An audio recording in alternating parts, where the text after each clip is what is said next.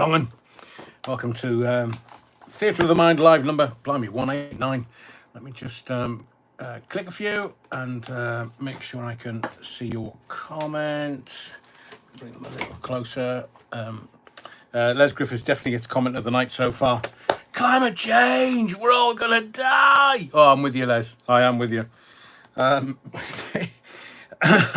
I don't know whether anyone is suffering from the heat today, but I've had to put a cover over my seat just simply because it's far too. Right, am I ready? I think so. Let me just take a gulp of gin and tonic.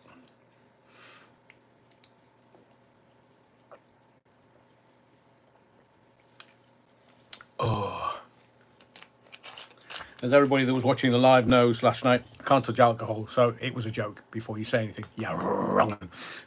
So welcome, Cuban Pete. He says it's a warm one, Aid. Cool, you can say that again. It's definitely Betty Swallocks. Les, I know they're going to tell us it's climate change. They're going to keep going on about it's bloody climate change. No, it's not. It's just English summertime, and we're very lucky to have an English summertime. Hang on a second. Les Griffiths, Rupert Lowe forms new party, further weakening opposition to the main parties and Labour in particular. See how this works? I do, Les. Because do you know, if I ever comment and say, "Is that you, Les?" as in you, Les, the bad gag. So let me just what they called it. I know it's Ben Habib, but will it be a high and low? Or is it... I did see what they called it. Rubat.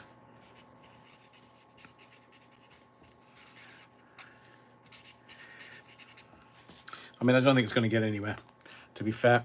But they'll make a few bob, because that's what politicians are all about. They're just about the Benjamins. Honestly, that's really odd.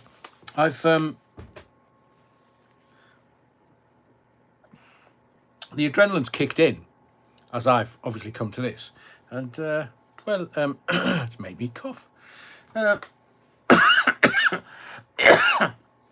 Stuart says, "Oh, Rev, it's a Betty Swallocks day. Got 3 windows open here. If you don't mind, I'll have some Coca-Cola this evening. Just don't go marching into Colombia. Not the Keir Starmer kind. Before you start, I'm talking about the drink. Yeah, wrong. Andrew James, it's round to Stewart for the 4Bs, Battenberg, bananas, birds and booze. Sounds like a party to me. Neil Cunningham says, evening all. Great live last night, Adrian. Thank you very much, Neil. You're not a Miliband, not zero fanatic, are you? No. Les Griffith says, Neil, fuck no. A technical term, obviously, that we use on the lights. And Stuart further says, bananas are for Sister Mary. We have a new nun in the body of the Kirk this evening. I will introduce you to her in a moment. But Stuart says, bananas are for Sister Mary. Something about the shape of them she likes, whatever gets her through the night. Or the cucumber patch, one of the two. Depends whether it's a good harvest this particular year. Neil Cunningham says, oh yeah, and there's... anyone see that Californian woman on YouTube trying to arrest a male duck for raping a female duck? No way, Les. So this woman jumps in the water with a net to arrest a male duck, a drake, obviously. The world is insane. I agree, Les. No, I haven't seen that video. I would have laughed my cap off because that's nature. It's just an urge. It's not like, rape. It's nature. Because, well, animals know, I'll use the technical term, stand for, like males, if it's a bigger animal, of course. So the females will stand for the males if they want to, and if they don't, they just lie on the floor. There's nothing the males can do about it. That's just nature. It's animal nature. Not, I mean, we could get into an adult conversation about the human kind. But no, I've not seen the video. I will keep my eyes open for it, though. And the American woman who's suing her son's school because her son identifies as a cat and disturbs the class when he licks his paws. What the actual? So hang on a second. If he identifies as a cat, do they just feed him tuna? Do they put a litter tray in the corner? Go and shit in there, you wrong'un. So what do? Put him out at night and close the cat flap and say, right, don't bring any rats or mice back in. Of course they bloody don't. It's mad democratic politics.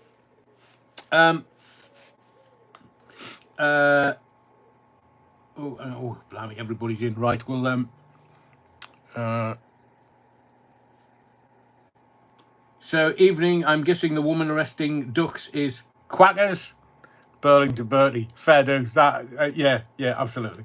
Good one. Des Ashton, send for the Blade Runner. He'll sort you, Les. Yeah, he'll sort you, Les. Matthew Whedon, good to see you in the body of the Kirk this evening. And Des Ashton says, I'm having none of that. Thank you. Cheers, Des. Get the drinks out. Mine's obviously non-alcoholic at the minute. Do you know the sad state of affairs with the NHS? Now, I've been, I kind of underplay it always, but I've been very poorly this last 10 days. Very poorly. And ended up in emergency treatment on Friday night at my local A&E. And so I rang, so I get a text from my doctor's surgery. Please call the surgery and make an appointment. So I rang and I said, I've had a text from you a couple of minutes ago saying I need to, with the utmost urgency, I need to make an appointment with a doctor. I was waiting for it to say who. I was going to say no, not Doctor Who. But obviously they've lost their sense of humour. Bastards. And she said, well, the first appointment we've got is for next Tuesday, the 8th of July. I said, really? What if I change my name by deed poll to Mohammed and I've just come across from France? Would I get it quicker? She didn't like that. Shame, really, because I'll say exactly the same thing to her face when I go into the surgery. So I've got to wait. Look, I could die. I could die of a heart attack. I've had to go into be emergency treated at an A&E on Friday night. After calling 111, and 111 was sufficiently worried, but no, not the doctor's receptionist, not the surgery's receptionist. No, Mr. Allen, there's nothing wrong with you. We'll get you in to see the doctor. I told Nurse Ratchet. She went off it. She's going to ring them herself and go, right, I'm coming round, and I'm just going to firebomb the surgery. That's a joke, by the way, before you start. Herding cats. Paulie Galtieri, the summer of 76 was hotter than this, so I've been told. I was around Paulie Galtieri. I was at school in 76, thankfully, and it was fecking. And literally, this T-shirt is the only thing apart from I'm not wearing linen. I'm not going to wear linen to do a YouTube live. I mean, can you imagine? Oh, I say, Adrian's got his linen suit on. Adrian's got a linen shirt on. Oh, I say, Adrian's dressed in linen. Is he on holiday? No. So literally, this is the only thing that I can wear that is light enough for it to not affect my skin. Right. Should we? Oh, I think we shall. Nathan Diamond says, hang on. P, take yet the something coming on boats, get everything and can see a doctor immediately. I know, that's what I was saying, Nathan. If I changed my name to Mohammed and told him I'd just come across from France on a boat, I was just off to start me shift as a food delivery driver or cyclist. And by the way, give us a new phone and I'll have NHS and free dental and free everything. Wonder why they're doing that.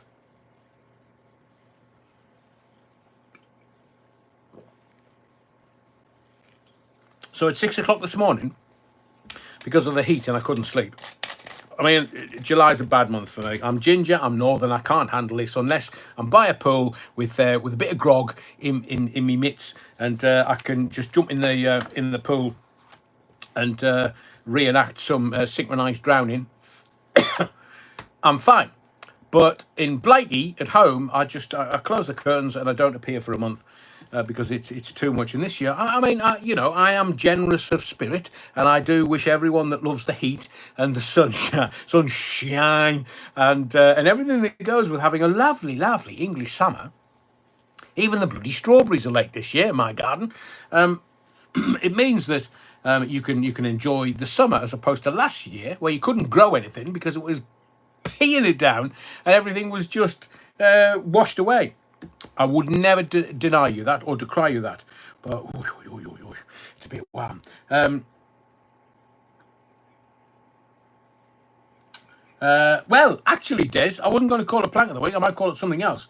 Did you know I worked with Mike Graham? You know, Talk TV, radio, whatever it calls itself now. I worked with Mike Graham up Talk 107 in Edinburgh, former journo, and he tried to pull my girlfriend. Hey, Mike. Sandra William, you just need ice pops to cool you down. Oh, can you imagine? Does anybody remember the Jubbly? Now, it was Jubbly in the northeast. I don't know how it was pronounced or what it was in the rest of Blighty, but it was that kind of triangle thing, and it was just flavoured ice and for hours, and it just cooled you down. And then you think, right, I'll get myself warmed up again. Hang on, Cuban Pete and Lauren Taylor. Oh, are you watching a different live, you Romans?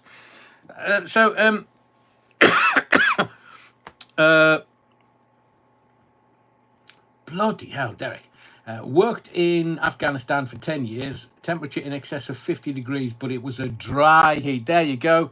Derek knows, not humid, but as hot as hell, very humid. But here, not as humid as the Philippines. The Philippines, not as hot, but very humid and uncomfortable. I mean, I remember being in America on I was off to interview Madonna, and the cameraman said to me, there was just the three of us as a crew.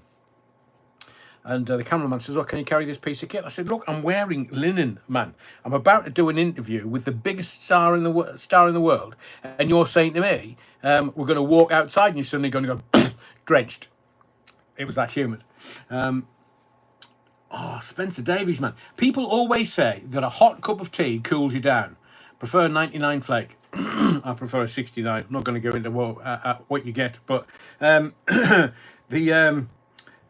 there's a thing. So I said Jubbly is another one. Can you remember an oyster? Now, in Sunderland, they used to sell oysters, which is basically two halves of the oyster clam with some chocolate and stuff in it, and then just stacks of ice cream in the middle of it. Oh, it would keep me entertained for hours and hours and hours. But it is, I'll guarantee you that all of the supermarkets have sold out of their ice lollies and their ice pops and their Jubblies and everything else. Oh, Screwball with the bubble gum gobstoppers at the end. Mephistopheles. Thank you. Remember those. Again, they could last for hours and hours and hours. But have you also noticed as you grow up, it's shrinkflation. So like wagon wheels. You get wagon wheels and the size of a 50p piece now, and you just think, well, I'm not even going to get a full bite out of that, so I'm going to have to buy half a dozen of them to get the equivalent of when I was a kid. You would eat one of them and it would just take forever. It's fantastic. Oyster with monkey's blood. Monkey's blood. Now you're talking. Whatever was monkey's blood? Does anybody know? It wasn't obviously monkey's blood. There wasn't some slaughterhouse in Sunderland where they used to slaughter the monkeys to get the blood to put it on the ice cream vans so that you could go, hey, can I have some monkey's blood, please? Fab lollies in the summer. Derek, you tease. I was saying, herding cats. Yes, if I put some tape over my forward-facing camera, certain apps like WhatsApp stop working until I take it off. Really? Mucky tarts, what are they up to? Asda had lots of ice cream in our local. Does anybody still shop in Asda? It's like, my local Asda in Edinburgh, when I lived there and shopped there, it was like a zombie apocalypse. I used to say to my work colleagues, I'm just going to the zombie apocalypse. Where's that? Asda. Have you not noticed? You all walk round. It's a zombie apocalypse, I'm telling you. Monkey's blood was raspberry sauce. I say, Les, I do prefer monkey's blood. Mind you, if you've seen the film Faces of Death, it takes on a whole new context. Right. Oh, am I very crackly tonight? I've not definitely not got the Bluetooth on, but oh, do you know? I thought I kept it. No. Come on, Adrian, what the bloody hell are you done with it? So I bought some lapel mics. Ah, there they are.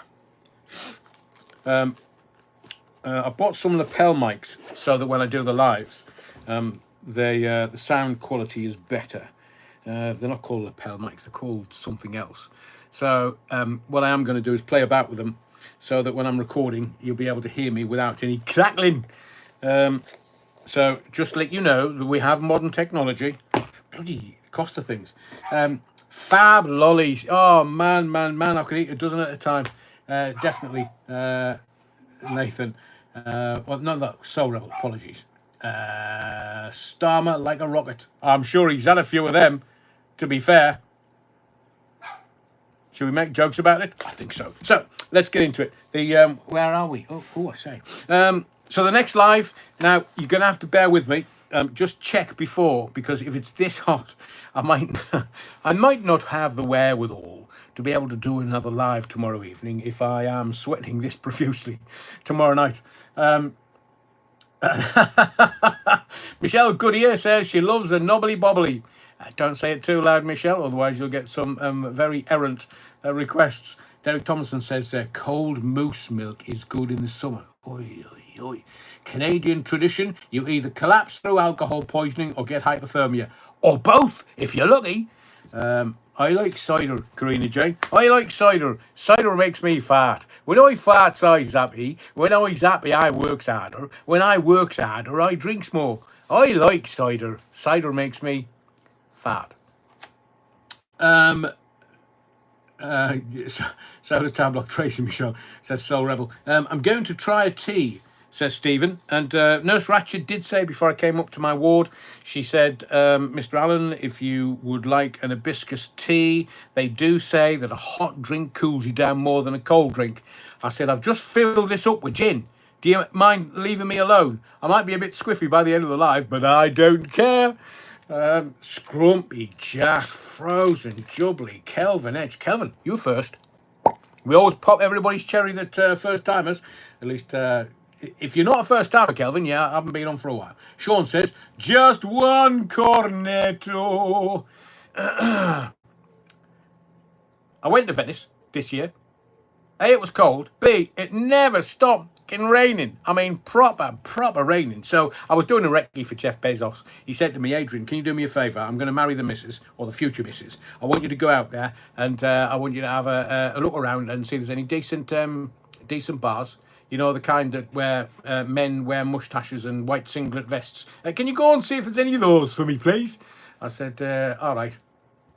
And then when I got there, the Venetians, all they complain about is bloody tourists.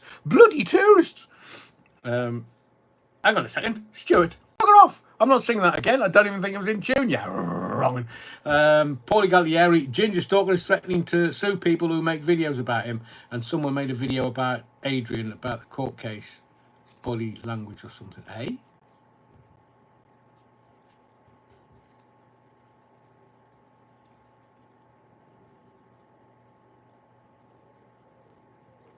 I'm now subscribing to a theory, which is very succinctly called let them. Because I know where the bodies are buried. I know what the truth is. I know where the truth is. I know who's lying. I know why they're lying. And I know why they need to lie. And also, you know, people that lie in court cases and in the High Court, they're going to get caught out. So if people are dumb enough to believe this bullshit, then just believe it.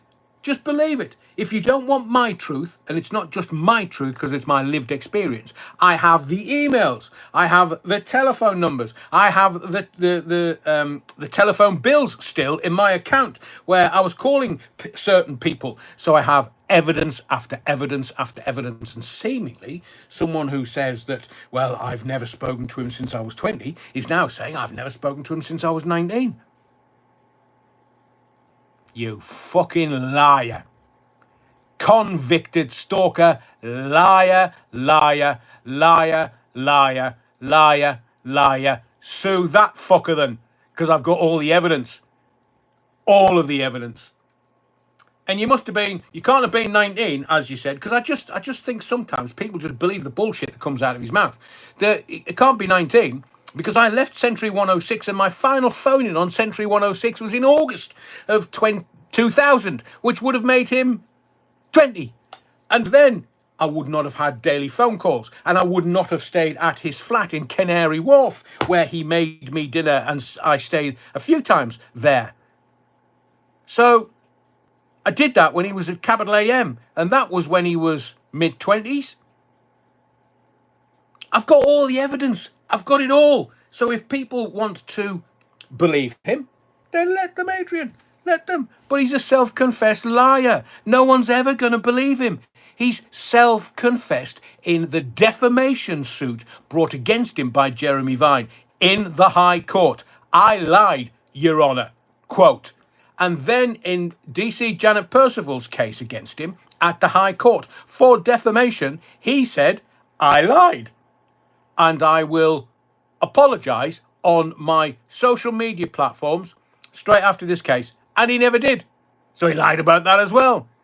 This man, in my view, is a pathological liar. Everything that comes out of his mouth, in my view, and I have the evidence to corroborate this, he lies about everything. So we'll leave it at that. Just let them do whatever they want to do. And I agree with Les. I'm not a medical practitioner, but you know something? I do believe he's very, very, very, very unwell.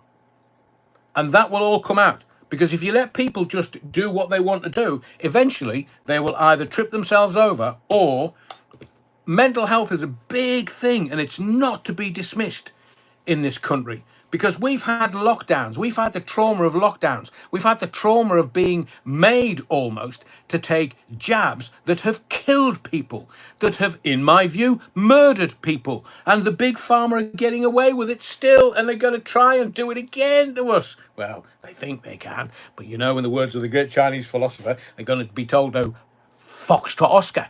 So it's, you know, when the little ones were locked down, all they wanted to do was go and play with their pals at school. They wanted to go and play with their friends and their peer group and be around people that they trusted. And that mental health illness is coming out writ large everywhere. So I'm not going to denigrate anyone that is struggling with their mental health. Anyone. I've told you before, people, we don't judge on this channel, and people that have had the jab because they thought they were doing the right thing. Who are we to say that was the wrong thing? They thought, mind you, Tony Blair did use that as a defence for weapons of mass destruction. Poor Dr. David Kelly. Murder? Anyone? Just asking for a friend.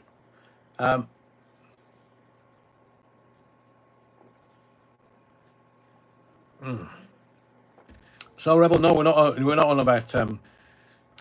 we're not about free gear, queer as folk Starmer.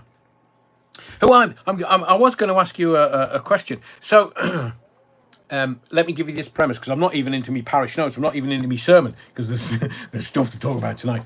I was going to say to you that you just in case there is a little whir in the background, I've got a desk fan. I've got a desk fan in front of me to try and help me deal with this heat. So if you're kind of hearing a little whirring in the background, it's just there's no building works taking place tonight, and there's just a little fan on the desk to try and keep me cool. But you know how Sir Keir Starmer is toxic, in my view. Mental as anything, says Mephistopheles. Even Stephen, he thinks speaking through that creepy puppet will stop him getting into trouble. Well, there's the thing. Even Stephen, you see, defamation.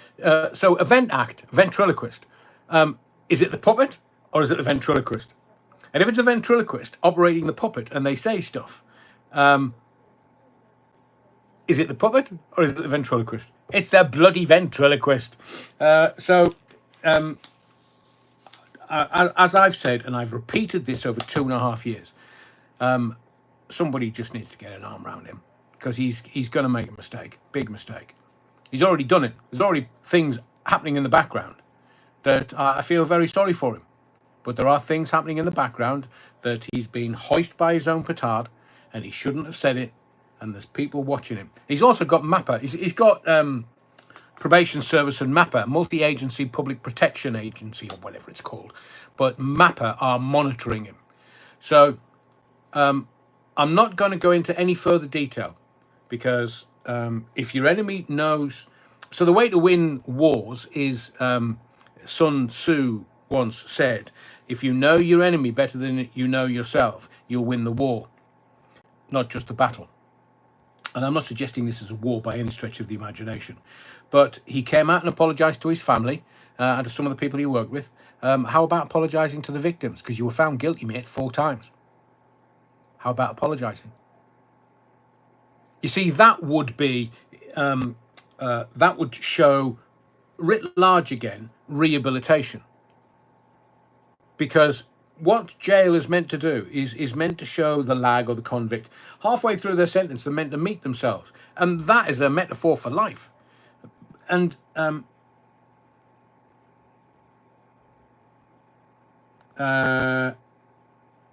Neil Cunningham, yeah, I agree with you.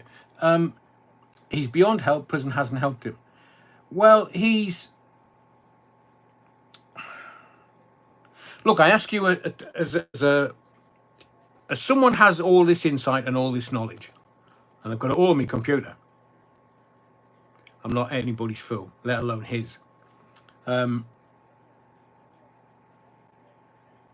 see you, says Stuart. You can see how bitter he is. It's in his eyes.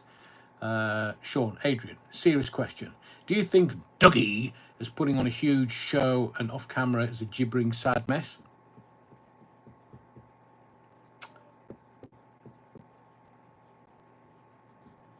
No. He has no contrition whatsoever.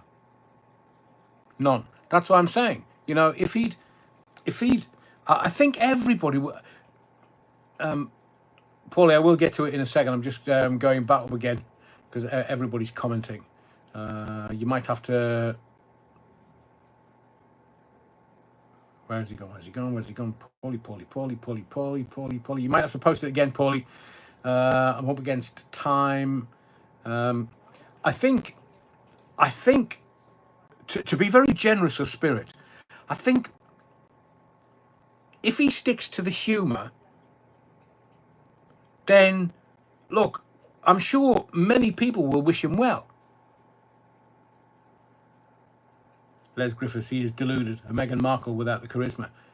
I think a lot of people will wish him well, because life's not easy. It's not easy. And I can see, both in his eyes and his demeanour, that it's been a traumatic experience for him.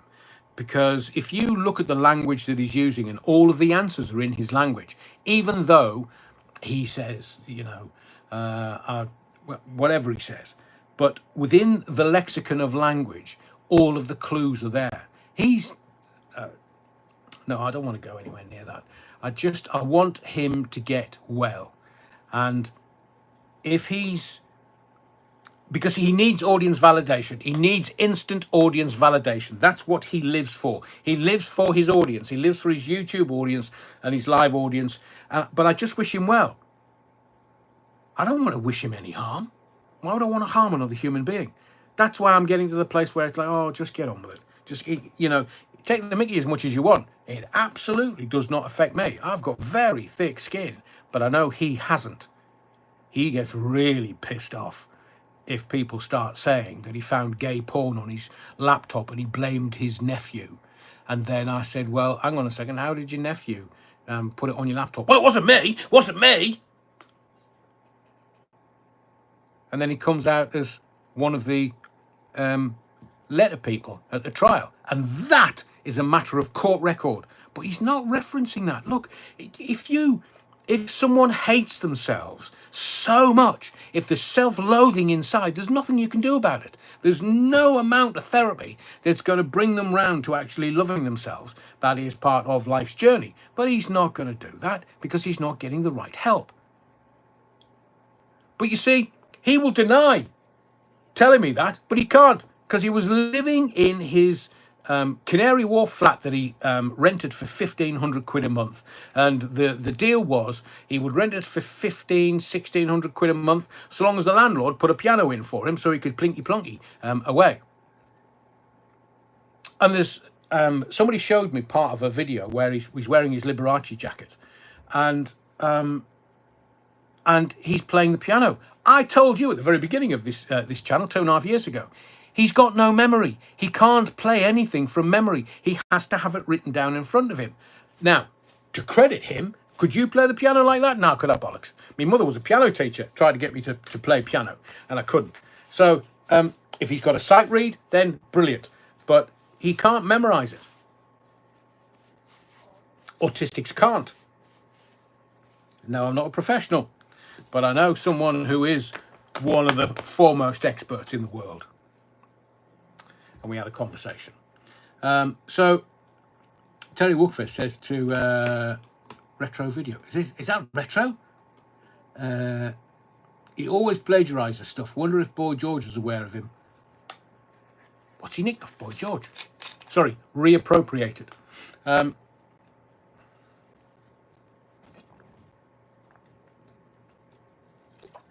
Napoleon Bonaparte. No, I didn't even want to mention him tonight, but I will bring this to a full stop, and then we're going to move on. I will do videos about him because I can. This is a social commentary channel, and if I feel it's important enough, as with all the subjects that I do, if I deem it important enough, and if I can bring anything new to the subject because of what I know and my personal experience, then I will do it. It's not me harassing anyone. It's me commentating on someone that... Oh, you bugger. Stand by, caller. Oh, it's gone. That was... Sorry, I was just distracted by a massive bee. So I'll comment about Napoleon blown apart. Sean also says all of his material is Ken Dodd based and Bob Monkhouse. A lot of Bob Monkhouse. But he just...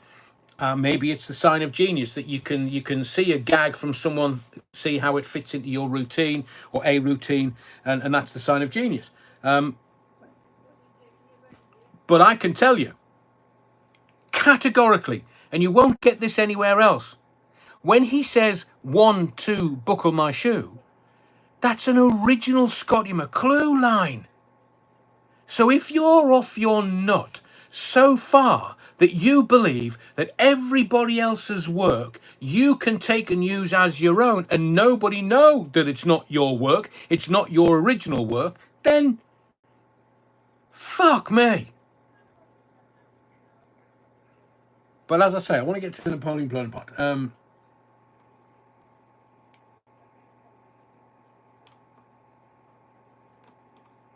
Hang on, Terry Wookford says, the lyrics of I Will Have You All, his little bit about fat, thin, old, young, tiny, meat, well hung, white, black, half chat. Did you see the size of that rough, shy Greek, Thai, hairy, scary? Oh, he's into bears, is he? Not, oh, I'm talking Terry Wookford, not anybody else. But then again, he's come out at the trial. He's used Scotty's hard of thinking line to someone who gave him a grilling over the donations. Yeah, that's Scotty's hard of thinking. Farthead is Scotty's. Argy Bargy of the airwaves is Scotty's. 1, 2, buckle my shoe is Scotty's. He's used scum sucking pond life, which is mine, and my intellectual property right, and my copyright.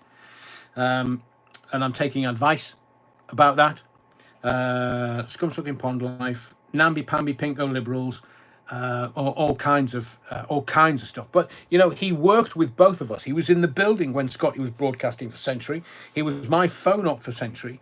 But I just, do you know, if there's a certain professionalism. If you go, so whenever I use a Scottyism, I always say thanks, Scotty, at the end of the line.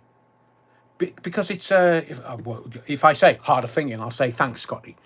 That's simply a courtesy to a man who worked on his act or his game or found a lexicon of language for himself. It's a bit like, would I use scrunch my bundies from James Stanage? No, absolutely, categorically not. Because James was one of the originals, the King, in the late 70s, ahead of James Whale and Alan Robson and some of the greats of late night talk radio. And James had his own catchphrases. So would I say to James, would I say on here, Neil Cunningham says, Scotty is up there with the best. I agree, Neil. I've been friends with Scotty for, blimey, 30 years. Just longer than that, actually. When we were, he was at Red Rose Gold when I was at Rock FM. Was it the first time round? Was that 91 or was it the second time round? 93. So over 30 years with Scotty, and he's funny. And again, I wish Scotty well, but people that are nicking other people's lines, you don't, because there's a professional courtesy. And in my view, anybody that thieves other people's work or intellectual property right, or even copyright, I love you and there's nothing you can do about it. That's somebody else's trademark. That's somebody else's copyright. It's a book. Google it. I love you and there's nothing you can do about it. It'll come back with a book and it's their trademark. I've checked the trademark or their copyright. You can't do that because, Stuart, who owns the how do Chunky line? John Myers. How do Chunky? Because he was Chunky Myers. And in the to make you laugh, in the 80s at TFM, I was Chunky but funky because we had to make it slightly different from Chunky Myers. It's all been done before.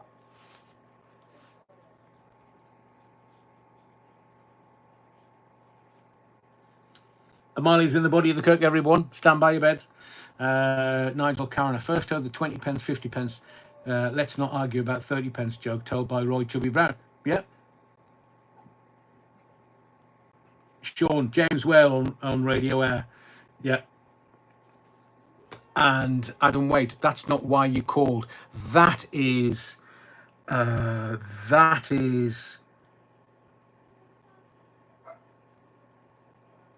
I can't remember his name, he's dead now. The same guy that says, like, you call up and go, hello Adrian, first time caller, how are you? My health is not in question. James Whale's not very well at all, Les. Not very well. John Myers, or John Morgan, as you would have known him on the radio. Utter legend, says Neil. I agree. I had some uproarious stuff. And you know, I knew John well enough to go to his home in the northeast. I'm not going to say where, but yeah, people were worried, Amalia. So good to see that you're in the body of the Kirk tonight. And the fact that you remembered. So, too many comments, and we were getting into the territory of late night radio hosts, of which Dougie isn't one. Mike Dickin, thank you, get a defendant. Wonderful. Mike Dickin, superb phoning guy, speech guy. Galactus says, James Whale's in his final weeks, according to him. Yeah, I've seen that. And it's, I mean, what do you say? Paul Mabley, I've read John Myers' book and he says he sued you. Did he? Bollocks. John Myers sue me. Did he? Bollocks. I think he called me at home. And Paul, this is word for word.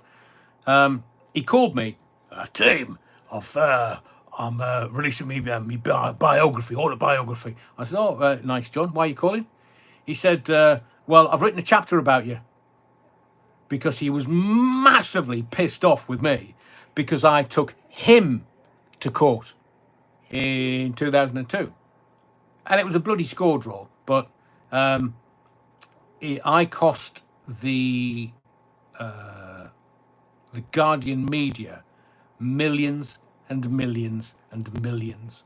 And although we still remain friends all the way to, it was just business, it was just process. So basically, I left Real Radio unhappily.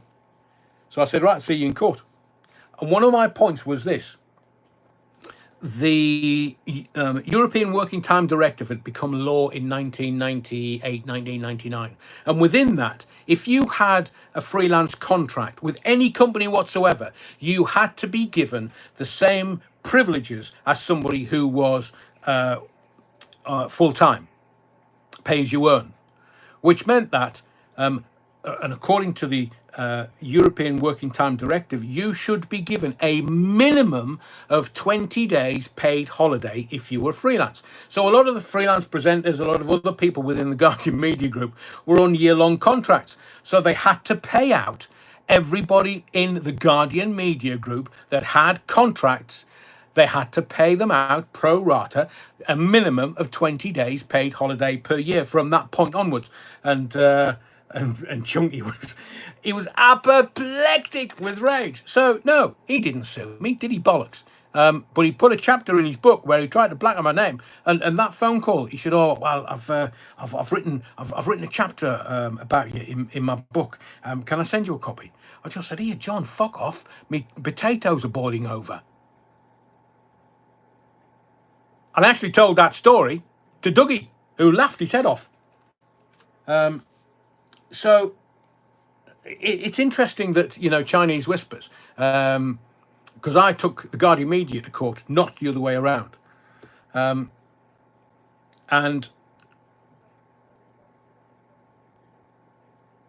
evening, DC, good to see you. Napoleon Blown Apart. Caesar used to have great jingles. Most are here on YouTube. Oh, that, yeah. I think that it's good that James Whale can be given the love now because he has a terminal illness, but it's good for him to see how much he's loved, how much he's respected, and how his body of work, his canon of work, will stand the test of time for eternity. So it is sad. And I actually rang James Whale's phone in the northeast of England when I was on hospital radio, and there was a TV series called Only When I Laugh, and they took the mickey out of hospital radio. So I rang James. My mum and dad were upstairs in bed. I was 17, 18, maybe 17. I should have been out on the lash chasing girls, but I rang him, and he absolutely gave me the lashings of a dog. It was like 20 to 2 in the morning by the time I got on there. I didn't know what to say. He was gentle with me at the beginning, and then he just went boom, boom, boom, boom, and then just eviscerated me. And I was like, oh my God. But anyway, I still went to the lads at the hospital radio and went, "Hey, you never guess what I did the other night." "Well, I was on James Whale's phoning." Now, this must have been late 70s, 79, 78, somewhere around that. I was only a boy. Might have even been earlier. But I still laughed about it, and so did he. The video of Dougie ringing that radio presenter doing the Savile impression was creepy as fuck. Yes, Stuart? Yeah. What, you mean the Dougie one where he rang Graham Graham Torrington up,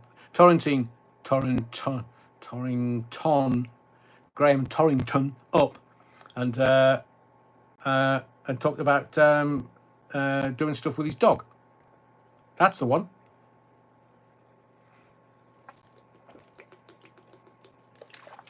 As Griffith says, thank you for reminding me about Only When I Laugh, Adrian. Not what a load of shite that was. It was at the time, but they were still having a go. I mean, look, it was ITV or BBC, ITV. Well, we only had, did we have 2 channels or 3 channels at that point? BBC 1 and 2 and ITV. So we didn't even have Channel 4. And I just wanted, I didn't even think, oh, I'll get on the radio, because I'd watched, DC says the James Whale show 1995 on TV was amazing.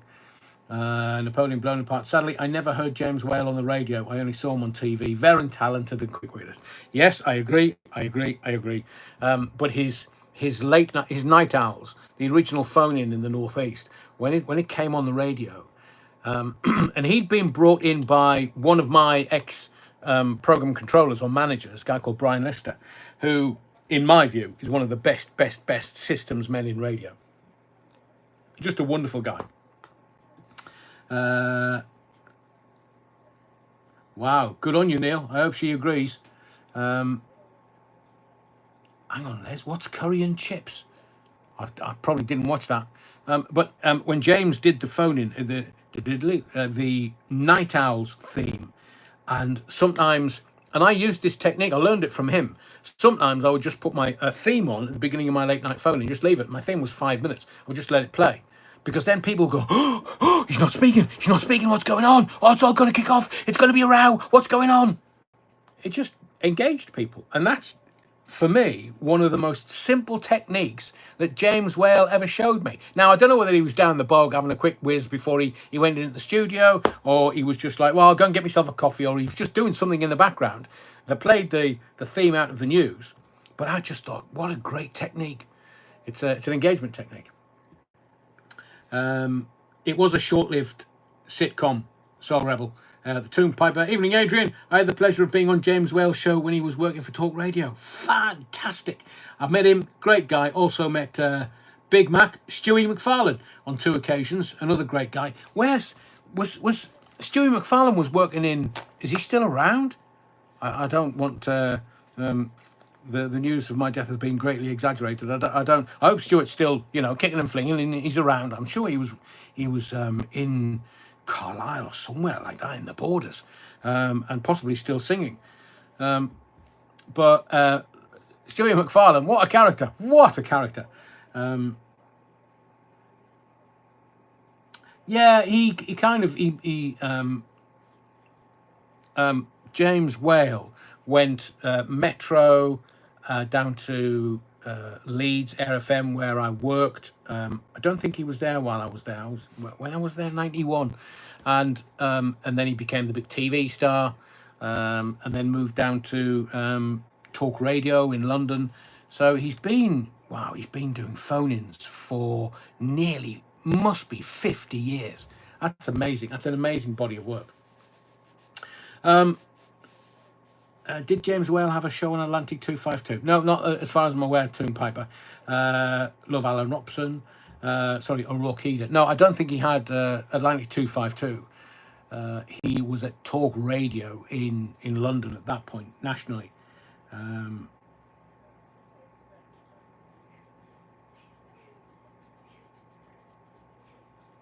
Right, let's get on to some of the other stuff. Now, I am monitoring for your entertainment. I'm monitoring the Manchester airport suspects. I understand they've pled not guilty. Now, they were supposed to be at court today. They were listed as appearing in court today, and maybe they were just getting the preliminaries out of the way, and the either defence or prosecution will start tomorrow, possibly. But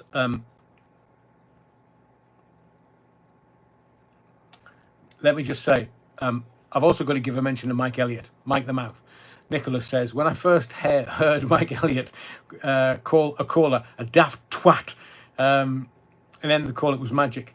Alan Robson is now doing his ghost hunting stuff. Yeah, I know it's a shame, Tomb Piper. He should be doing the phone-in until radio is no more.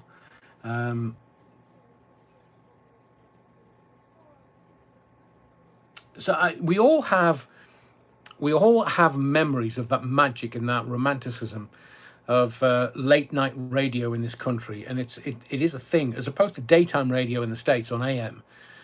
It's on FM, and some of the characters that would call in regularly. I mean, I think James did he call him Sky Dancer? Not Sand Dancer. No, behave, Stuart James. Stupid James. I do remember Whale covering breakfast on Atlantic 252 in the late 80s. He did the first ever vasectomy on the radio in one of those shows. Did he jog home afterwards? Stuart says, any more radio archive coming for the channel? Oh yes. I've got thousands of hours of it. So let's get on to, because I know someone on the live last night asked me about what was happening with the Manchester airport suspects. Or was it last week? And I said that the trial started today. It was this week. But there doesn't appear to be any reportage from the... do you know, I'm going to spit roast that dog. I'm literally going to grab my hands on it, and I'm going to defur it, and I'm going to stick a massive pole up its arse. I'm going to build a bonfire, and I'm going to spit roast it. What's he barking at? Yappy little fecker. It's not mine, not ours. We're not dogs sitting. MSN is very silent on the Manchester case. I know, Aidan. There's been absolutely nothing on the BBC. And you would just think, well, hang on a second. So it's been government controlled, like most things. Blimey, Stewpot James says, straight after the vasectomy, he played Am I Yesterday's Man. Brilliant. Adrian, spit roast that dog and have your viewers around for a barbecue. Go on then, Galactus. I mean, it's only about this big. It's no bigger than a guinea pig. But, well, I suppose we could all have a rib each.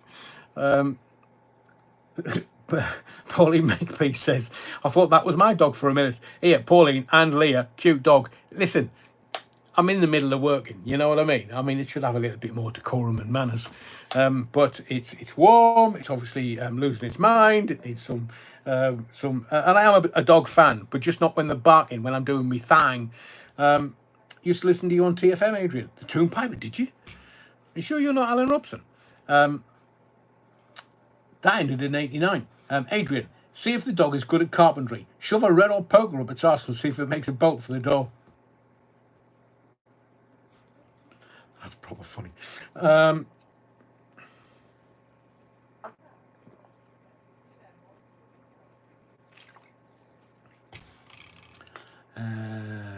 Right, we'll get into this. You'll be distracting me, and I know a lot of viewers come to the live and like to hear what I have to say about certain things. So, the Manchester Airport trial is on. We cannot talk about it in detail. All I can do is just talk about whether the MSM are reporting it and what they're doing. The BBC have not covered it at all today. Neither have Sky News or GB News, for that matter, or some of the other news feeds that I do monitor. Shave a squirrel. So I'll monitor it and see what happens tomorrow. And if there's no reporting of it at all this week, then I think that's a real shame, and it's being managed by the government, because we know what the government's like, don't we? Yeah, they're gone. They're gone. I've told you before, Southport changed this country. Nobody believes them. They're trying to rebrand Starmer. They're trying to rebrand Rachel from Accounts. They're trying to rebrand Ginger Growler. And I am really happy that other people. It's a form of flattery. I started calling Ginger Growler easily a year ago when I was using the line Sakir Starmer. Is he scaring you yet? I also used Ginger Growler, and other people have picked it up. Brilliant! It's now in the lexicon of language. So other people that are saying that I'm obviously jealous. Why would you be using my stuff then? There's plenty to go around. You've just got to be original, not a thief and a liar. Twice in two separate courts of law. And I know you've lied, because I've got evidence of the truth. I'm definitely not using that one. Just to let you know that I am talking to another two big interviewees. Because of all the stuff that's gone on with me over the last week, we haven't been able to put the Jeremy Vine interview up, but that is coming over the next few days, I promise you. It's already in the can. We've already recorded it. We've already recorded another two interviews that are going to go up, but I am talking to another two big interviewees. So I'll let you know. Because as I've said, I want this channel to become fully rounded. My talent is not just in phone-ins, but I can do interviews and I can talk to people and communicate and engage. And I want to do more of that because I really enjoy it. I really enjoy connecting with people, engaging people, and getting stories, people's stories. And I'm not just talking about celebs and stuff, but that's why my phone-ins. If I may be so bold, if you'll indulge me, a lot of people enjoyed them because I would talk to people and get their story. Because sometimes somebody calling a phone-in, a genuine commercial radio phone-in, not one of these that do it on YouTube, because that's not phone-in. It's not phone-in at all. Phone-in is when somebody's sitting at home and decides to pick the phone up and call you. And they may call you, I don't know, say the Labour Party. They want to talk about the Labour Party. But actually, it's the skill of the phone-in presenter to get what the real reason was for them calling out of them in the conversation. So I'm looking forward to these big interviews. Don't forget, it's 7/7 next Monday. Next Monday, 7/7. Oh, let's have a think. Why would they want to use that to distract you all of a sudden? It's the anniversary of 7/7, right? Well, it's been the anniversary every year for the past 20 odd years of 9/11. But the Americans don't do much about it, do they? Because they changed America with that. And 7/7. Stuart says, at least you're not the Piers Morgan type of interviewer. Look, Stuart, definitely. Piers has his style. But combative, me, when I need to be. I mean, I don't really want to give any examples, but I can have a proper tear up on the radio with people. Proper. As Roger Augustus has found. And there's bits in the radio archive on here. Roger's one of my favourite callers ever. And we had a right old tear up. Proper tear up. But, that's just another tool in your toolbox as a phone-in presenter. You have that, and if somebody comes on and wants a bit of a row, give it to them. And other times, people are calling just to be heard. So listen to them. And some people call just to have their stories heard. Sometimes they might not have been believed. And, somebody told me that they were a victim of Savile. Oh, this must have been 86, 87. And Stewpot, Tommy Boyd was one of the best. By a country mile. Tommy's phone-ins were brilliant. I mean, he was so laid back and just chilled about stuff. Brilliant. I mean, I could say that to virtually any phone-in presenter. Anybody that's got the kahunas to step up to the mic and take on callers on any subject in any way at any time. They have to be given credit for that, but not on YouTube. It's too sanitized. And there will be phone-ins on YouTube where what they will do is they will call people that they've had on their phone-ins before and ask them to come on the phone-in because they're not getting people phoning in.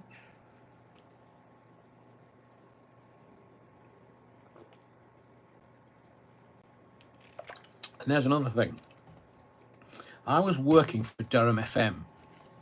I was doing a networked phone-in.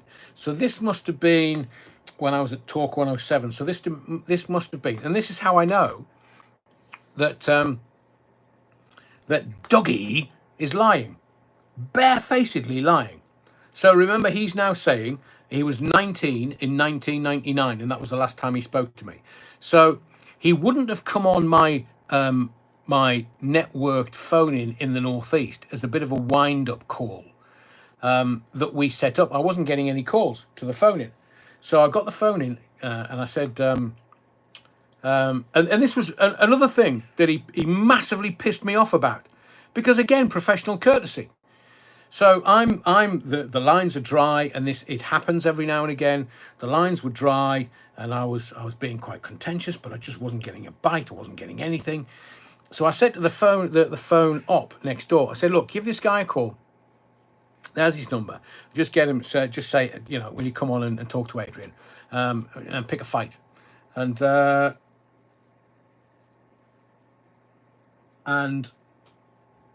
he came on, and he was the show was only a couple of hours long, and he was on for about 45, 50 minutes, I think, at the time.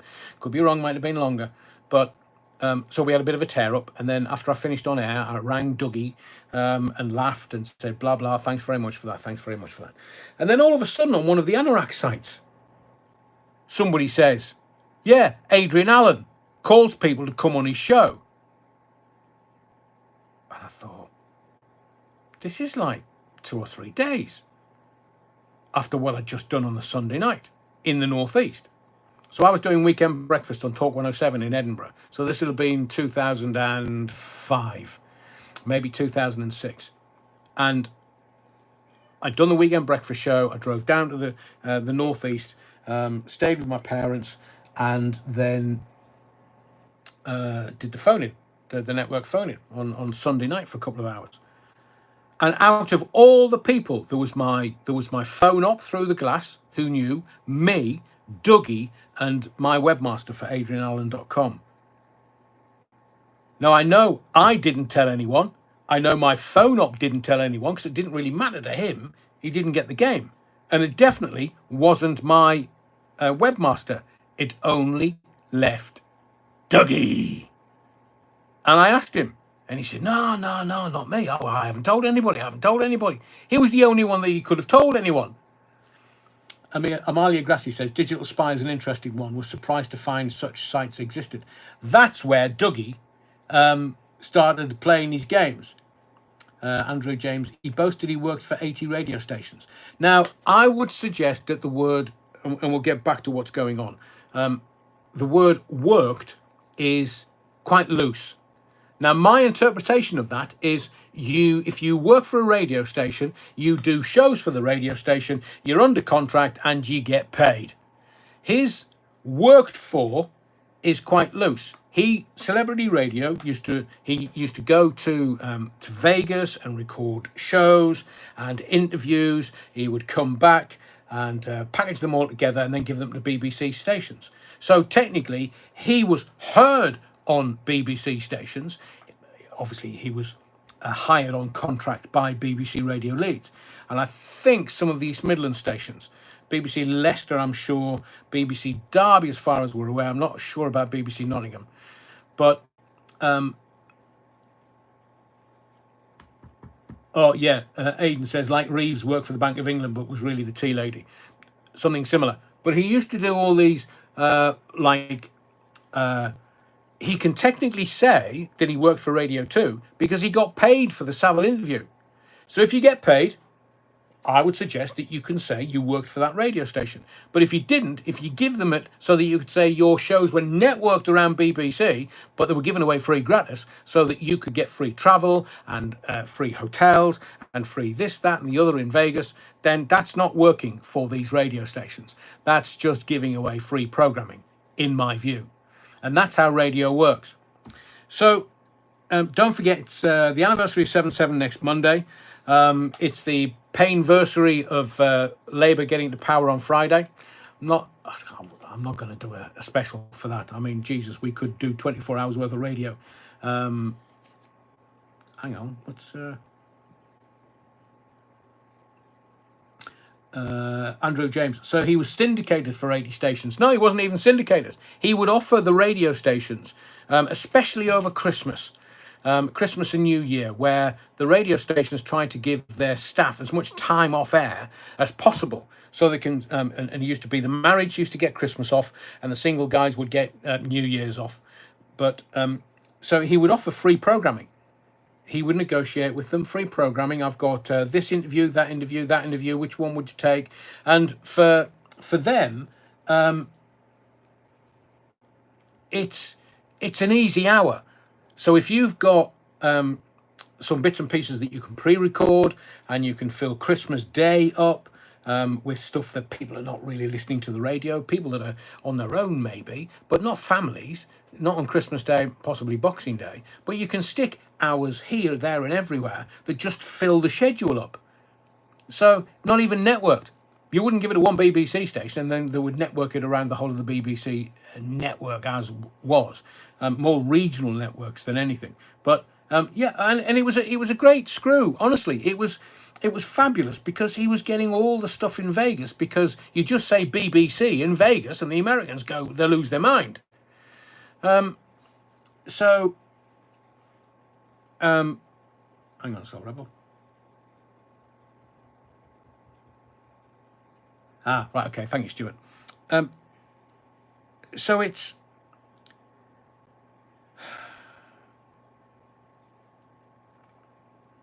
My dichotomy is this. Do I keep telling the truth and calling him out for his lies? That's just going to become tiresome. But I know that he's upset some very powerful entities. Very powerful.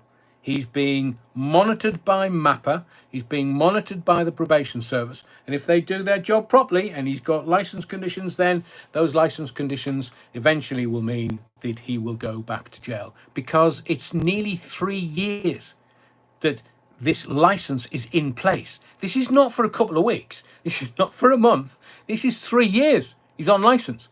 And again, do I call out somebody who's saying, I've done me time? You haven't done your time. You were sentenced to 5.5 years. You've only done 2.9 years of it. And now, because of the way the system works, they're giving you the opportunity to come out on licence.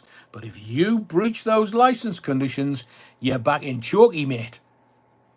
So he can't just do whatever he wants, as evidenced by stuff he wants to do and he can't. Andrew James says, thank you for clearing that, Rev.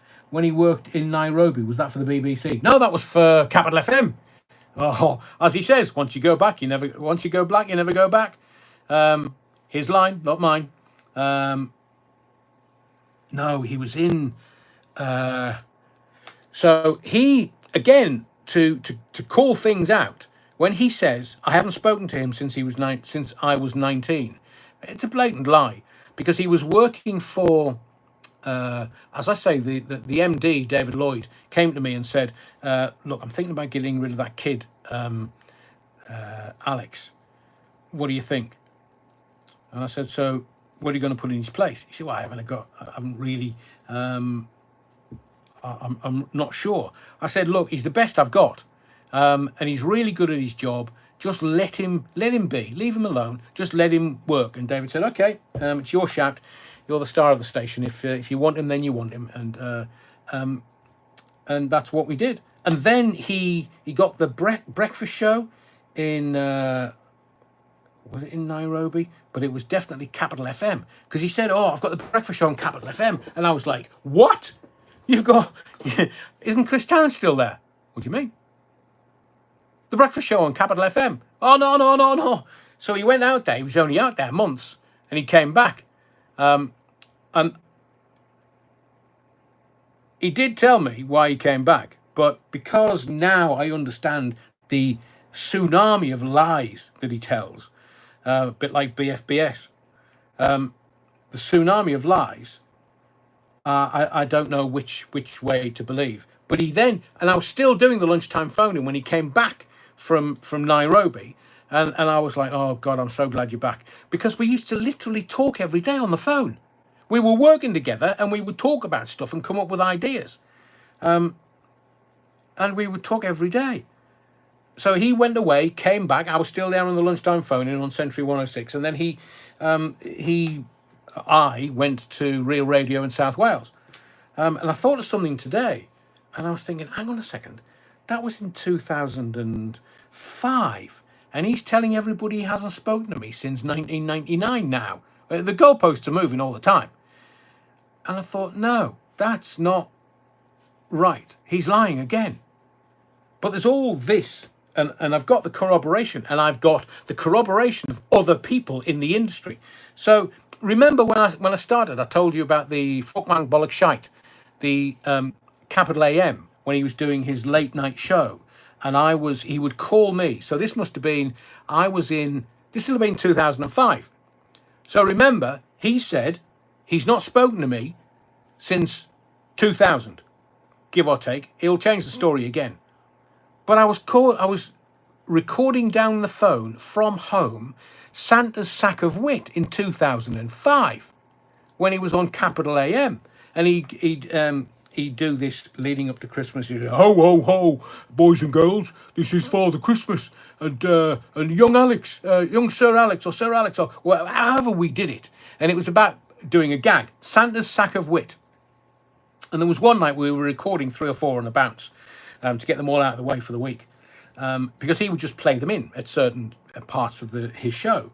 And I started doing this thing, and sometimes your mouth just doesn't work. And I just went, oh, fuck, wang, bollock, shite. And he went, oh, don't worry, keep going. I'll edit that out. And he didn't edit it out. It went out on air. And he called me after a show going, oh, shit. I've dropped a bollock. I said, what do you mean you've dropped a bollock? And he said, do you know that thing, funk, wank, bollock, shite? And I was meant to edit it out. I edited the wrong bit out, and funk, wank, bollock, shite went out on air. Nobody complained, so he got away with it. But I mean, I can have the medal of being the only man to say fuck, wank, bollock, shite on Capital AM and get away with it. Stuart says, didn't he help you move house around the time he said he hadn't spoken to you? Yeah, he helped me move house. I had this massive bed. And again, you know, at the time, I was ever so grateful to him because I had this, it was 8 foot by 8 foot. It was massive. It was wrought iron. It was proper. It was proper. And I said to him, oh, look, can you give me a hand, Alex? Because the stairway in the house, quite a big house, but the stairway was quite tight. And did we struggle to get that out of that house? It took bloody ages. But he's as strong as an ox. And he helped me, and all my vinyl and all my house, and we packed up this massive truck, and then I drove it up to the northeast. He went home. So he went to my home address. He came to my home address on numerous occasions later on in the 2000s. So when he says he hasn't spoken to me since 2000, it's a lie. It's an abject lie. And there's loads of people in radio that I've got as witnesses. If this was going to a court of law, I could prove and provide evidence to back everything up that I'm saying. But he can't. He's just saying, oh, I don't believe him. I haven't spoken to him since I was 20. Let him. Because do you know something? Life is about meeting yourself.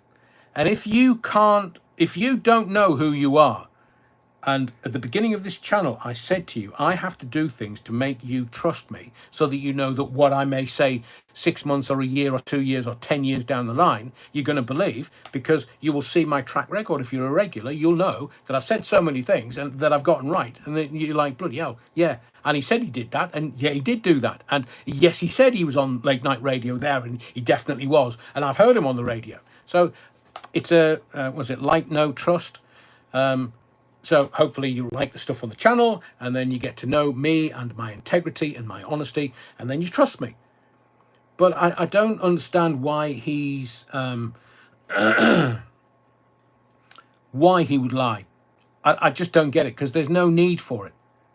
As I say, from this side going towards him, we could wish him well. If he was honest with us, we could wish him well and just go, look, you're a funny guy, albeit nicking everybody else's gear, but funny guy, wish you well.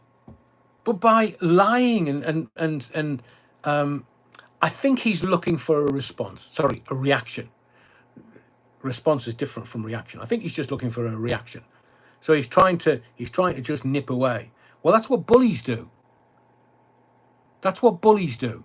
And it's the modern equivalent of bullying, online bullying.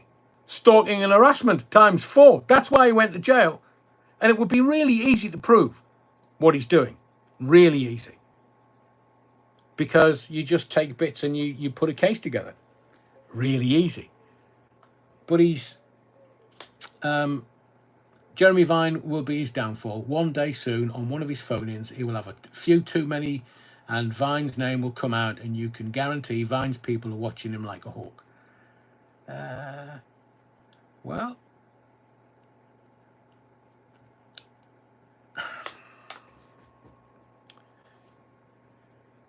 we can mention the victims. I've had one of the victims, Dougie's victims, on alive with me.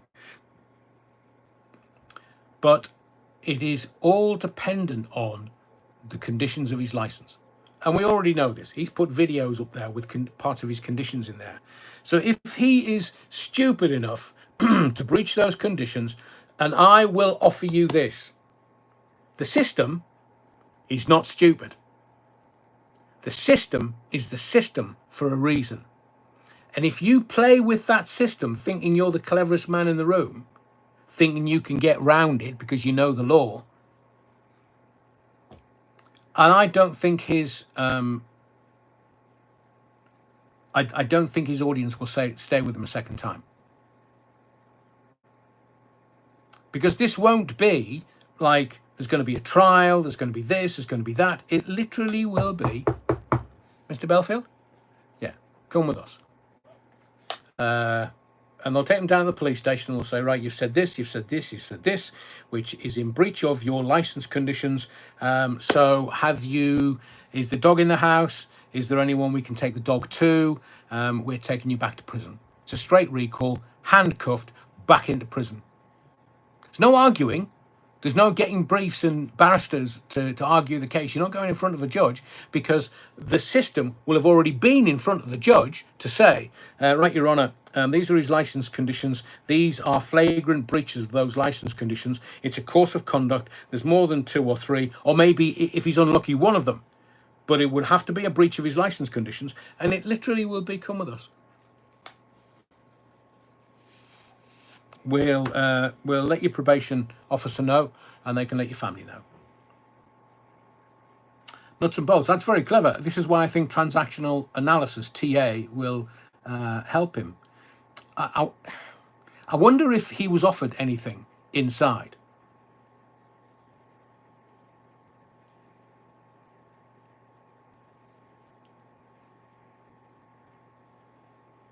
Yeah, I think Chalkster says it's amazing how they choose to forget about what he did. It's, without being disingenuous, there's a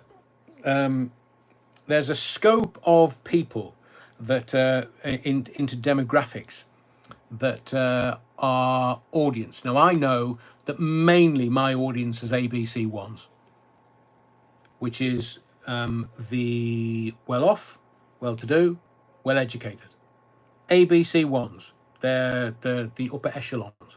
But a lot of brands want the C2DEs. Now, they're those that are maybe on council estates, they're working 9-to-5 jobs, don't have much money, don't have many prospects, but they spend their disposable income on stuff. And in the northeast of England, food companies would release, can you remember No Cadbury's Twirl?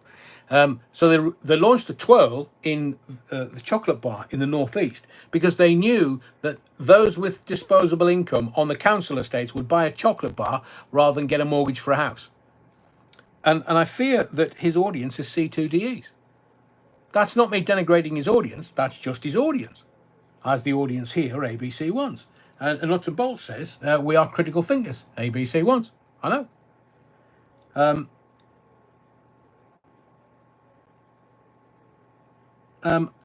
So Rebel kind of hits the nail on the head. He could do very well if he just had a pop at general stuff going on without making it personal. But if you've had trauma in your life, there's the stuff inside of you that you don't have answers for. So the TA would be good. Yes, I agree. But if there's triggers in there, and we all have them as human beings. So if you're watching something and it really gets you angry, and I think Mr. Justice Saini summed up the case quite well, saying that that Dougie was jealous of other people's successes. And I think that is still in him. That's a trigger that's still in him. Because that would take years and years and years of therapy to deal with. Because it's much deeper rooted. Now, look, I'm not singling anybody out because we all have them. I'll get triggered by Sir Keir Starmer. He just boils my pish.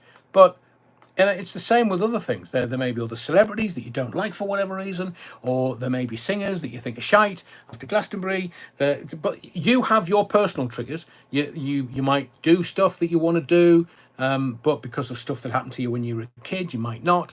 You might go fighting all the time just because you're triggered in certain ways. We're all, as Bob Marley once said, each man thinks his burden is the heaviest.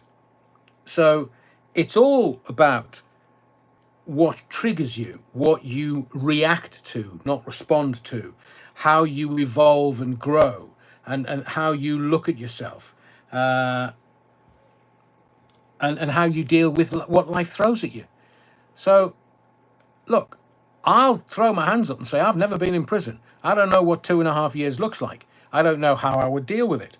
Although my upbringing, I would make a better fist of it than some people have. But it's traumatic. It's meant to be traumatic so that you don't go back there. Terry Wookfit says at Beata, he did a theatre review for someone, didn't go down well. One person mentioned it. It made a comment of Twitter about him. Someone retweeted it. He asked for an apology and deletion of the comment. He's asked the same thing of me. Delete the videos, apologise, or I'm going to the police. I look forward to it. Because as I say, I've got all the corroboration of everything that I need, and everything that I've spoken about on this channel is my personal and lived experience. Can't take that down. And because it's a social commentary channel, I'm just passing comment on somebody that happens to have a high profile. Chris Jones, I've seen a few of his vlogs since he came out, and he is a very bitter man. Very much trying to flog his books to make a few quid and convince the audience he was stitched up. And he wasn't. He wasn't. But if the audience is not... I would liken it to this. A lot of people don't do their research on multiple subjects. They like watching stuff and they like to be given information and educated or entertained. But they don't do their own real research.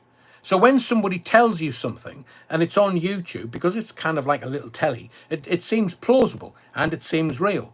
So people won't do their research. They won't go and look at the court transcripts, not his notes, the court transcripts. They won't go and have a look at Mr. Justice Saini's summing up. So Mr. Justice Saini was very balanced and proportionate in what he did at the end of the case. And he said, the Jacobite, was it Belfield's fans that got your earlier videos taken off YouTube? No. It's Belfield. Because you get an email through saying this person at this channel. And it was Belfield. Now, look. If they want to engage me, please, engage me. Because I've got everything I need to corroborate everything that I've said. But if they want to operate in the shadows, then I fear for them, because what you give off is what you get back. It's not clever. He needs to move on. And if the audience sees him moving on and not being bitter and twisted and not doing this and not doing that, then they are, in essence, they will wish him well. They might not verbally say it, but they wish him well. Nobody wants to see anybody suffer. I've said this before. But we've got so much more to be engaged by. As I say, I'm now adhering to the let them theory. Just let them. It's like today, I'm hearing that a death fatwa has been issued on Donald Trump. America, coming up to July 4th, fears reprisals. Les, I agree, and they have been. But somebody asked a question last night, and I had no knowledge of it. I was like, well, don't they understand that I may be live on YouTube, but I've got a life outside of this. I've got stuff to do, and I haven't been very well for 10 days. And not just, man flu or something lying there. It was sufficient for Treble One to tell me to get to emergency treatment at A&E immediately. So, and the doctor is still, I got an emergency text today saying, please, call the surgery. So, it's,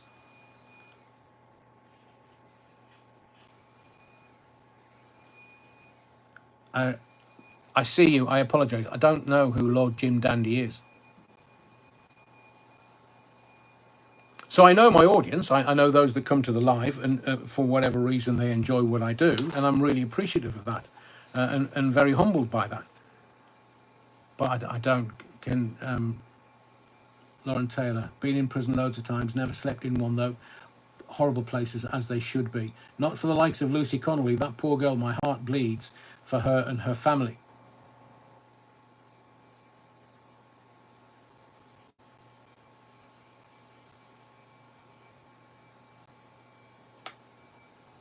Oh yeah, me driving all that way to Cleethorpes from Nottingham, taking them to see Bernard Manning. But again, that would have been 99. When did I leave? 2000. It might have been 2000. But I was still doing the lunchtime phoning. We finished on the lunchtime phoning, and I drove him through there. I don't know why. Maybe he hadn't passed his test, or he didn't have a car. But I took him through there. I want to say something to you before I continue, because I was only going to do an hour tonight, but we seem to have gone off on great tangents. In December, I made a prediction. December 2023, I made a prediction for 24. In December 2024, I said there was Black Swan events last year. This year, it was going to be false flag and psyops. I said 2025 was going to be the year of the psyop of false flag. And I made this on one of the lives, a couple of the lives, leading up to Christmas in 2024. I just think there's so much of it around. And I do talk to Jeremy Vine about this in the interview that's coming. And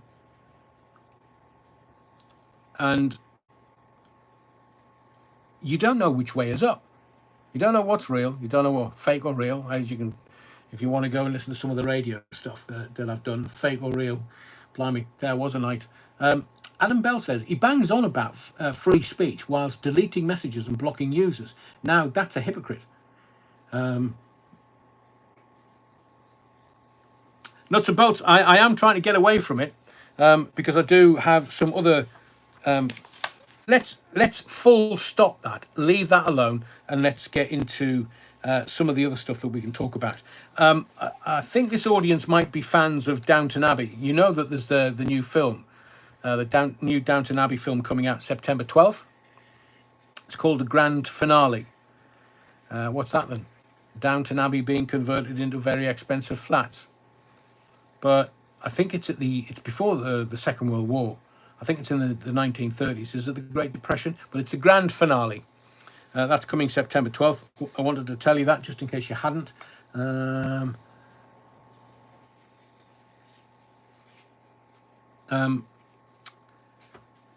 Do we want to talk about Glastonbury, the fallout? Because I looked at the papers today. Where are they? I looked at the papers today, and is this going to reflect? Oh, it's the other way around. So the finger pointing starting now. The politicians who don't want to be targeted or don't want to be called out by the electorate and don't want to look bad, they're now saying, hang on a second, that was unacceptable. That was unacceptable. You know that Bob Vylan, because it's a play on Bob Dylan, obviously. Bob Vylan, he's lost his American manager and he's lost his American visa. So he can't go to America and perform. I'm talking about Bob Vylan from Glasgow. But I just believe that Glastonbury Festival is not going to be the same again. Because how can they police that when they've got artists that are going to do this? So what I would say is the BBC needs to have a very serious conversation with the organisation, the Evers family and Glastonbury, the organisation. In essence, it's the glassed straw. Sorry. But Avon and Somerset have come out and said they've announced criminal investigation into Bob Vyland and Kneecap. And look, if there's any... Right, I'm going to ask you. We need 1 for yes, 2 for no. 1 for yes, 2 for no. If there is deemed to be any criminality, whether it's hate speech or whether it's incitement, if there's any criminality, should those guilty be given a lifetime ban from all BBC and Glastonbury itself? 1 for yes, 2 for no. If any criminality is proven, should there be a lifetime ban from all BBC? That means BBC Radio, BBC Telly, and Glastonbury.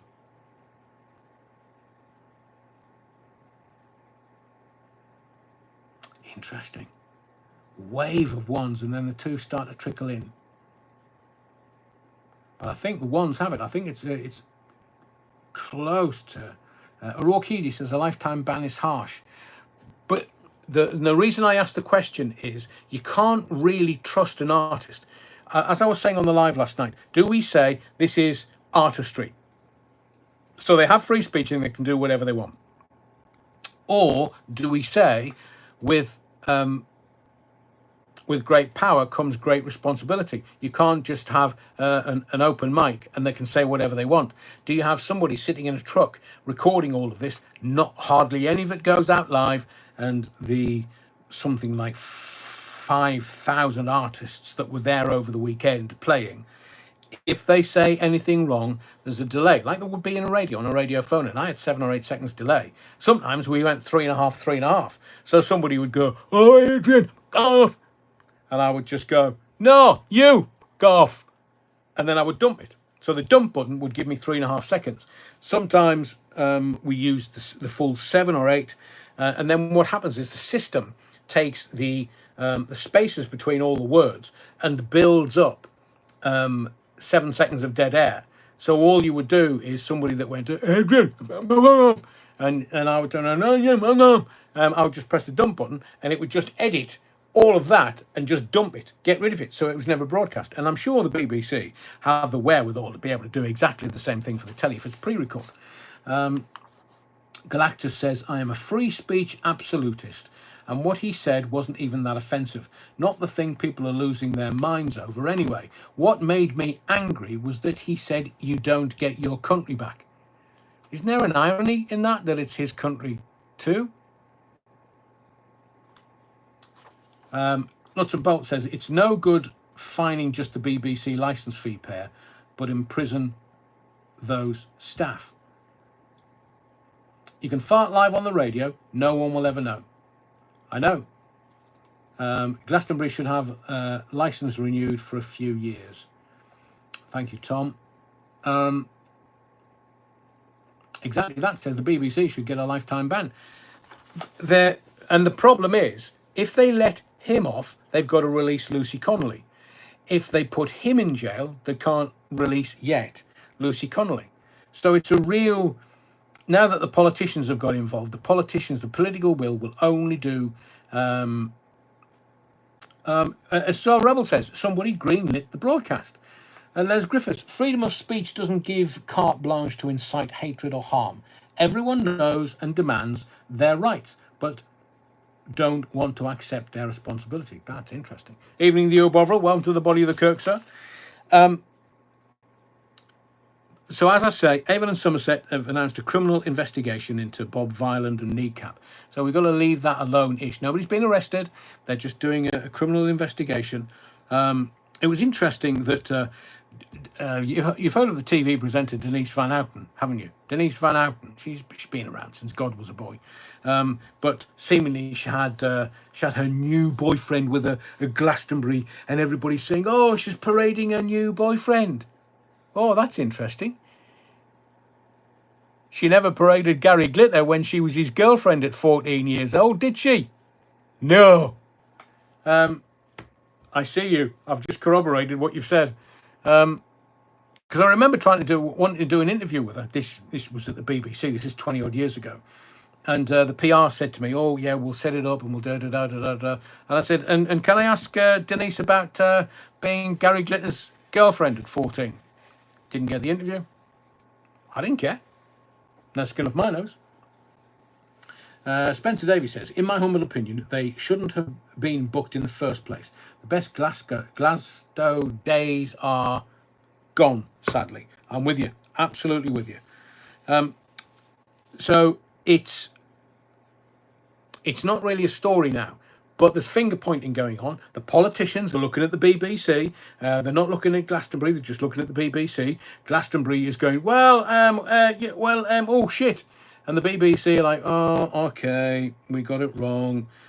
So there needs to be no apportioning blame, because the responsibility lies with the artist, who felt they were big enough to say what they said and upset a lot of people at very early doors in the day. And I think Glastonbury just has to try and up its game. It's not for me. It's not. Sean, imagine getting took by Gary Glitter without his wig. And I do hope, because I had a long conversation. You and I had a long conversation yesterday about stuff that about Glastonbury and how there's not that many great artists left. But I didn't watch that Olivia Rodriguez because I think, in my view, she's not my she had bloody auto-tune on her voice at Glastonbury. Auto-tune. And she's kicking off going, there's nothing wrong with having auto-tune on your voice. Yes, there is. Auto-tune. I mean, even Rod Stewart, I very much doubt whether he had it. I'm not even going to cast that aspersion because he's actually a great singer. But still 80-year-old. You can't. Auto-tune is the worst thing in the world. You may as well just get AI to make shit up because that sounds exactly the same. I said last night about some of the great singers. I mean, if you look at one of the best British singers ever, female, Dusty Springfield, or Cilla Black for that matter, she made some great songs. So we have these great singers, and these youngsters are just bringing them down. She's kicking off. Oh, well, yeah, auto-tune. What's wrong with that? Everything's wrong with it. It's shit. That's not... Wow, Bad Wolf Project says Rod, the OAP, lost 180 grand on his set. I know he was complaining. I think he got about 130 grand for his set, and it cost him over 300. Poor fella. But it's about his legacy. Him at Glastonbury will go on for hundreds of years. He won't, mind you. So, quick question while I talk about some other stuff. Who impressed you at Glastonbury? Who impressed you? Me? Well, that Olivia Rodriguez bringing Robert Smith from The Cure out and then doing Friday I'm in Love. What a tune that is. And he's just, he didn't use auto-tune. He didn't try and hit the big notes. He just came on, enjoyed his time, played it, and just didn't hit the high notes. Played it with strengths, not his weaknesses. But The Cure. Imagine The Cure headlining Glastonbury next year, or even the Legends on a Sunday afternoon. What would that be? Orchidia, no Bossy. I see you says I don't know any good new artist. Sean says the Blossoms. Neil Cunningham says that none of them. Des Ashton, oh you tart. Didn't watch, don't care. The closing titles were pretty good, and Gary Newman. Good old Leeds band, the Kaisers. Did they install a stairlift to get Rod on stage? I don't know whether he was carried on stage by all those blonde women, bless him. Amalia says, I wouldn't touch Glasgow with a barge pole. Download Once Upon a Time, yes. Rick Astley, yeah, but that was in the... was that not last year? No, Glastonbury next year. It's a year off. Is it, Terry? Ooh, they timed that well then. That's fortuitous. Pulp Aid said Soul Rebel. Yeah, I saw them just kind of doing their thing, and it was kind of warm and fuzzy, Brit pop and stuff. Mephistopheles, turn it into an illegal invaders camp. Oh, it was far too white this year, definitely. So I want to ask you another question. If all humans suddenly lost the ability to lie, which industry would collapse first? If all humans suddenly lost the ability to lie, which industry would collapse first? Oh, Andrew James, every 5 years they take a break for a new harvest. What, to harvest humans there? Legal, food. Oh, legal profession, politics, food, law, government. So, next up, Oasis, Soul Rebel. The film industry, politics is getting, and the law is, the legal profession's getting it in the neck, as our politicians and the government. Marriage, says Les. Policing, oh, interesting, Orchida. Government, by far, says Dale Steele. And I wish they would give a year off to the Tramlines Festival in Sheffield.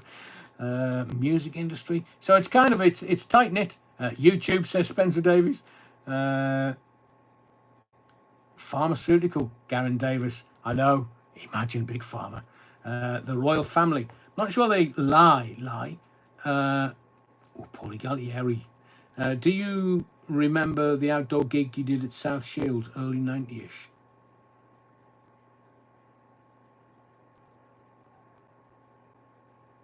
No, Nicholas. Was that? Hang on a second. When did I go to? What did I do in South Shields in the early 90s? Early 90s?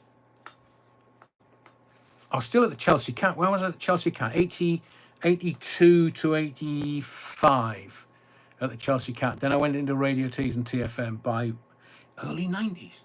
You have to give me a bigger clue. I can't remember what I did then. Did we do a bed push or something around South Shields at one point? Space industry. Oh, Luke. Labour Party says Kelvin Edge. I cannot warm to. Oh, right, okay. Angelic Inspirations. Two tier says Reg. He'd definitely be gone. Banks. I mean, they make money out of nothing. I mean, it's magic. It is proper magic. Soul Rebel, the invention of lying and liar in the 90s. The Vatican, shagging your kids. Tower Block Tracy. Oh, Wolfie, you can come in my box, you muggy tart. And final question for now, and then we'll do a couple more things because there is some stuff to talk about. Do you think Nigel Farage is going to make a good Prime Minister? 1 for yes, 2 for no. Do you think Nigel Farage is going to make a good Prime Minister? Because I believe that the political classes have gotten onto the game now, and they know that they were going to lose the power. So, the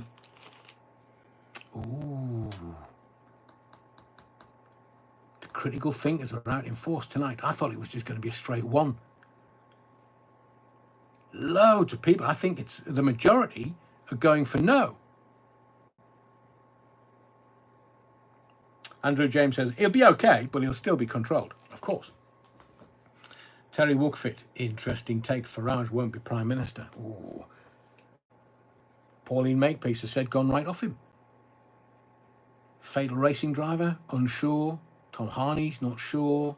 Angelic Inspirations, lots of 2s. I'm surprised at this. I See You says he's a gravy train rider. And it's quite shocked me because there's a lot of love for reform here on the channel. He just wants to play with the in crowd. He'll not get anything done if he does make it. Les Griffiths, he thinks he's Britain's Trump. He's more of a chump. Wow, Les. Napoleon blown apart. He'll be different, that's all. Tower Block Tracy, at least he's not a pillar biter. You could say that to Tower Block Tracy, but I can't possibly comment. What do you make of Rupert Lowe in this new... I saw Ben Habib had started this new... And it was always going to be thus. They were going to start a new party. Because you've got UKIP and you've got Reform, and now you've got Ben Habib and Rupert Lowe, and their new party all occupying the same space, which is somewhere politically right of centre. Are they just going to separate the vote? And Sam says, waiting for Zia Youssef to step in. I See You says another gravy train rider, Habib. Are we going to... Now, I know what Labour are doing. Their plan is to get all the shit front-ended. And then as they get closer to the election, to go, look what we've done. Look what we've done with the NHS. And look how this is positive and that's positive. But the thing that they can't get rid of is what they did around Southport. Because people were very, very, very, very, very upset. Still are. And are just keeping their powder dry. They're just staying quiet and just waiting. I think what I'm going to do is... I've just been given notice of something, so I'm going to have to go and end the live and do something. I had so much to talk about tonight. I'll save this for tomorrow. I'll definitely do a live tomorrow night. I'll cut it short this evening. Sean, you get countersunk turds. So thank you for tonight. Thank you for your continued support. And everything that I haven't been able to talk about tonight, we'll talk about tomorrow night, and then new stuff if we get it. There was some great stuff. I'm going to talk about the NHS and Beyonce and Oprah the billionaire. Oof, I've got some stuff on Oprah. I was going to talk about Ofcom. I mean, just Trump. Here's something for you to think about before we reconvene tomorrow night. Thank you, Stuart. Thank you for your continued support. What's the best air guitar tune ever? Not for tonight. Don't put it in the chat. I want to save it for tomorrow night. But I just thought, seeing as Glastonbury, we could make our own band up. We could make our own entertainment up. But best air guitar tune ever. We'll talk about that tomorrow night. We'll talk about the Muslim Red Gangs, because that's all going to be quiet. We'll talk about Ukraine, because we're not quite sure they've got any more money that they need to launder. So we'll have more adult conversations tomorrow evening. Thank you to everyone that has been in the chat. Thank you to everyone that's supporting the channel continuously. I really do appreciate it. Thank you for your likes. Please, if you can, smash the likes on your way out, because if we can get close to 200, that seems to be a great tipping point for the algorithm to promulgate it out and spread it far and wide. So thank you for your likes, your subscriptions, but most of all, your indulgence. My name is Adrian Allen, and whatever you do, wherever you go, don't forget that Battenberg, yeah, wrong. And remember, this is not a show, this is a mission. See you tomorrow night, 7:30.